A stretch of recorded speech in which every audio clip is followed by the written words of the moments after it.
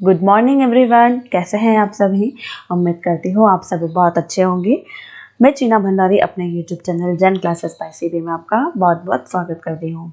Last lesson में हम लोगों ने पढ़ा था कि रिसर्च होता क्या है, रिसर्च के स्टेप्स कौन कौन से हैं, रिसर्च की प्रॉब्लम क्या है, रिव्यू ऑफ लिटरेचर के बारे में भी पढ़ा था, फॉर्मुलेशन ऑफ ऑब्जेक्टिव के बारे में पढ़ा था और हमने लास्ट में कुछ वेरिएबल्स पढ़े थे। उसमें से हम लोगों ने कहा था कि हम आगे जो मेजरिंग वेरिएबल्स हैं उनको आगे हम डिस्कस करेंगे। तो आज हम मेजरिंग वेरिएबल और हाइपोथेसिस के बारे में डिस्कस करेंगे।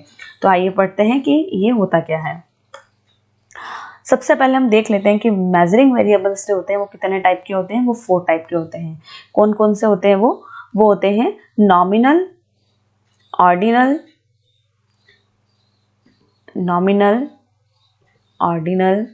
Interval and ratio. ये 4 टाइप के होते हैं हमारे पास। तो सबसे पहला अगर हम देखते हैं तो नॉमिनल स्केल क्या होता है। नॉमिनल स्केल होता है जब हम किसी चीज़ को उसके भागों में बांट देते हैं, किसी एक पर्टिकुलर भाग लेके उसको अलग अलग भागों में डिवाइड कर देते हैं, वो नॉमिनल स्केल होता है। आगे हम इसको पूरा डिस्क्राइब करेंगे। अब हम देखते हैं कि नॉमिनल, ऑर्डिनल, इंटरवल और रेशियो का जो डेटा जो होता है वो किस लेवल पर चलता है। तो हम एग्जाम में कई बार ऐसा क्वेश्चन पूछा जाता है कि सबसे टॉप लेवल का रेशियो कौन सा होता है। तो हमको क्या बताना है, उसमें बताना है रेशियो डेटा, क्योंकि रेशियो डेटा, हम इसको स्केल भी कह सकते हैं। इसको यहाँ पर डेटा लिखा हुआ है तो हम इसको स्केल भी कह सकते हैं। तो रेशियो स्केल या रेशियो डेटा क्या होता है, ये सबसे टॉप कैटेगरी का होता है और इसे ज़्यादातर लोग यूज़ करते हैं। उसके बाद सबसे अगर नीचे वाला होता है तो वो कौन सा होता है, वो नॉमिनल डेटा होता है। नॉमिनल डेटा क्यों होता है, क्योंकि इसको कम यूज़, ये हमारे लिए कम यूज़ में आता है और इसको हम लोग ज़्यादा क्लासीफाई नहीं कर पाएंगे। ये सिर्फ एक भाग को सब भागों में डिवाइड कर देता है। उसके बाद ऑर्डिनल और नॉमिनल कौन सा डेटा होता है, तो ये होता है क्वालिटेटिव। और रेशियो और इंटरवल डेटा कौन सा होता है, तो वो होता है क्वांटिटेटिव।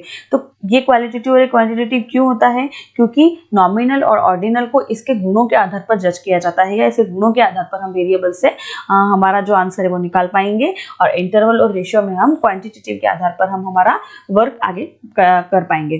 तो यहाँ पर हम आगे पढ़ते हैं कि नॉमिनल स्केल होता क्या है। Nominal scale is a measurement scale in which numbers serve as tags or labels only to identify or classify an object. A nominal scale measurement normally deals only with non-numeric quantitative variables or where numbers have no value like male and female। तो यहाँ पर ये बोल रहा है कि non numeric मतलब जो क्वांटिटेटिव डेटा होते हैं वो इनको यूज़ नहीं करता है। और ये किसको यूज़ करता है, ये सिर्फ किसी व्यक्ति की क्वालिटी के आधार पर इसे हम लोग भागों में बांट सकते हैं। तो जो नॉमिनल स्केल होता है, जैसे हमारे पास कोई, हमने एक कैटेगरी ले ली, उस कैटेगरी को हमने सब कैटेगरी में बांट लिया। जैसे हमने सबसे पहले ले लिया मानव, और मानव को हमने बांट दिया, मानव कैसा होगा, पुरुष भी होगा स्त्री भी होगा, तो उसको हमने 2 भागों में डिवाइड कर दिया। अब हम आगे आते हैं ऑर्डिनल स्केल क्या होता है। An ordinal scale of a measurement represent an ordinal order series to relationship or rank order. तो ये क्या करता है, ये किसी भी सीरीज को या फिर रिलेशनशिप को रैंक में ऑर्डर कर देता है। उसके बाद individual competing in a contest may be fortunate to achieve first, second and third place। तो ये जो भी, जैसे हम लोग कुछ कंपटीशन कर रहे हैं तो कंपटीशन में हम कैटेगरी में डिवाइड करते हैं ना कि फर्स्ट, सेकंड एंड थर्ड। तो जो रैंक या फिर हम जो कैटेगरी डिवाइड करते हैं वो भी हम उसमें भी हम किसको लेते हैं, ऑर्डिनल स्केल को लेते हैं। उसके बाद first, second and third place represent ordinal data. जो फर्स्ट, सेकंड, थर्ड है वो किसको प्रेजेंट करेगा, वो ऑर्डिनल डेटा को रिप्रेजेंट करेगा। यहाँ भी पढ़ लेते हैं ऑर्डिनल स्केल क्या है। The ordinal scale is a rank order scale in which the number and assign to the object to determine the value extend to with certain characteristics is possessed। For example, exam marks like we express point in grades such as lower class, middle class and upper class etc। इसमें भी यही बता रखा है कि जब हम जब स्कूल की बात करते हैं या क्लासेस की बात करते हैं तो वहाँ भी जब हम पॉइंट को ग्रेड में बांट देते हैं तो उसमें हम कैसे रखते हैं, लोअर क्लास के बच्चे अलग हो जाते हैं, मिडिल क्लास के बच्चे अलग हो जाते हैं और अपर क्लास के बच्चे अलग हो जाते हैं। तो इनको हम लोग क्रम से बांट देते हैं। उसके बाद आता है इंटरवल स्केल। इंटरवल स्केल क्या होता है? Interval scale not only show you the order and the direction but also the exact difference between the value. ये क्या करता है? ये सिर्फ आपको ये नहीं बताता है कि आप किसको, आपको आपका डायरेक्शन क्या है, ये बताता है कि जो डिफरेंस है वैल्यूज के अंदर, जो दो वैल्यूज होती है हमारे पास, उनमें जो डिफरेंस आता है वो कौन दिखाता है? हमको इंटरवल स्केल दिखाता है। और वैल्यूज हम किससे निकाल सकते हैं? हम सिर्फ क्वांटिटेटिव जो चीजें होती हैं उनसे ही हम वैल्यूज निकाल सकते हैं। तो यह हो गया इंटरवल स्केल।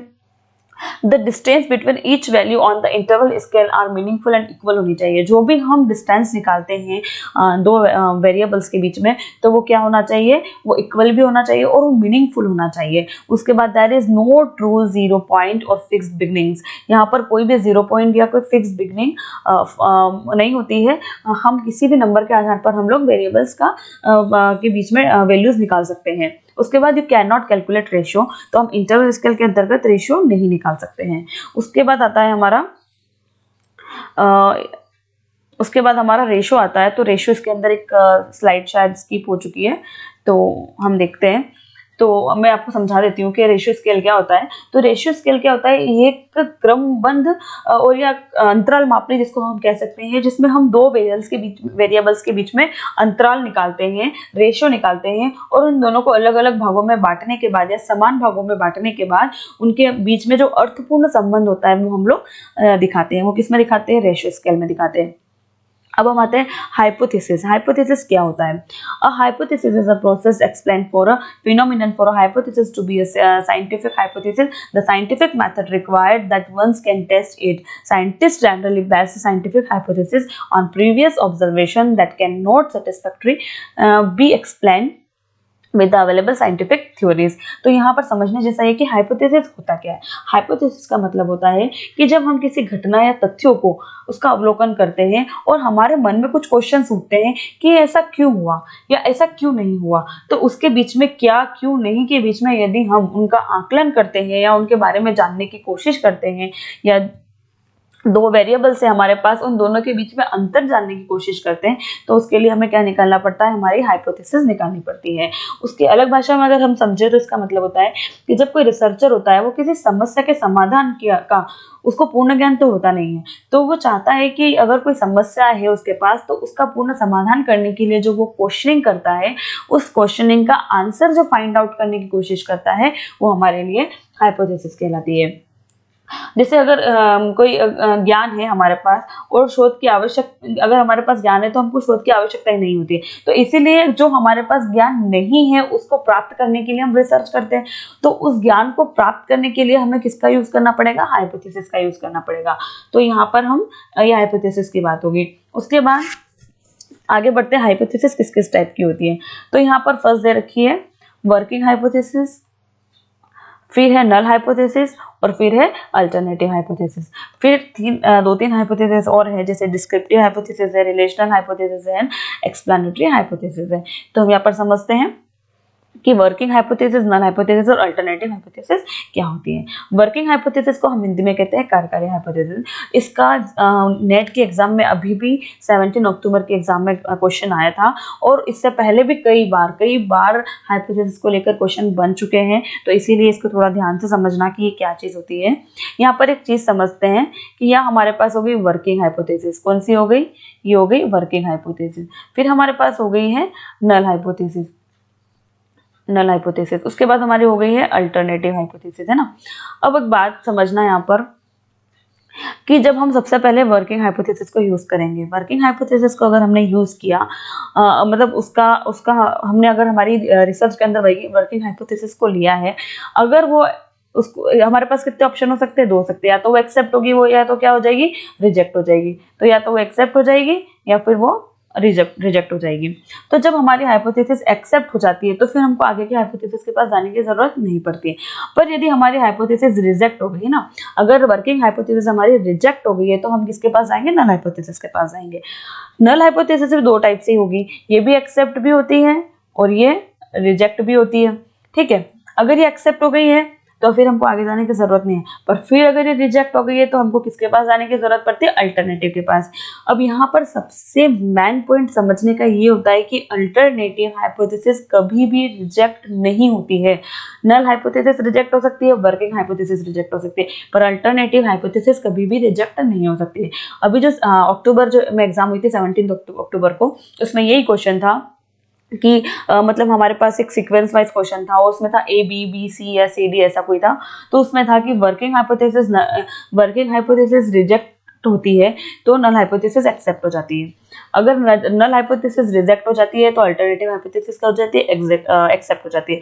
पर उसमें एक ऑप्शन भी था कि नल हाइपोथेसिस रिजेक्ट हो जाती है, तो वो हमको ऑप्शन नहीं लगाना था। तो इस टाइप से क्वेश्चन बनते हैं जो हमें कंफ्यूज करते हैं। तो यहाँ पर सिंपल वे में समझ लेना कि वर्किंग हाइपोथेसिस एक्सेप्ट भी हो सकती है, रिजेक्ट भी हो सकती है।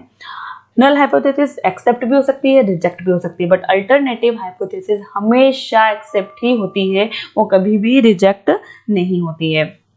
चलो तो आगे पढ़ते हैं हम लोग। नल हाइपोथेसिस को हम एच और जीरो से बनाते हैं, एस टाइप से।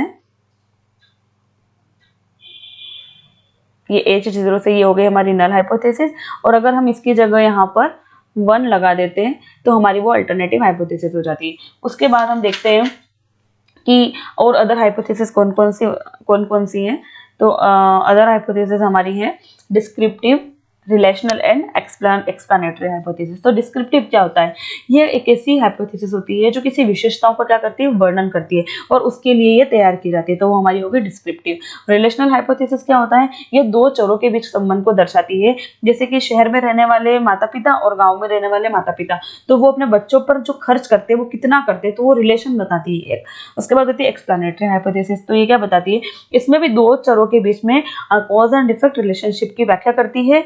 और जैसे कि हम लोग अगर वेतन की बात करते हैं तो एक व्यक्ति को ज्यादा वेतन मिलने से उसके जीवन पर क्या प्रभाव पड़ता है, तो वो एक्सप्लेनेटरी होता है, और उस चीज में उस चीज का एक्सप्लेन करके बताता है कि इस व्यक्ति को अगर ज्यादा वेतन मिलता है तो उसकी लाइफ में क्या क्या चेंजेस आते हैं। तो वैसे तो ज्यादातर हम अगर रिसर्च करने जाते हैं तो हम ज्यादातर null hypothesis and alternate hypothesis का ही यूज करते हैं, बट अगर आप नेट के लिए प्रिपरेशन कर रहे हैं तो वहां पर वर्किंग हाइपोथेसिस, नल हाइपोथेसिस और अल्टरनेटिव हाइपोथेसिस तीनों ही आती है।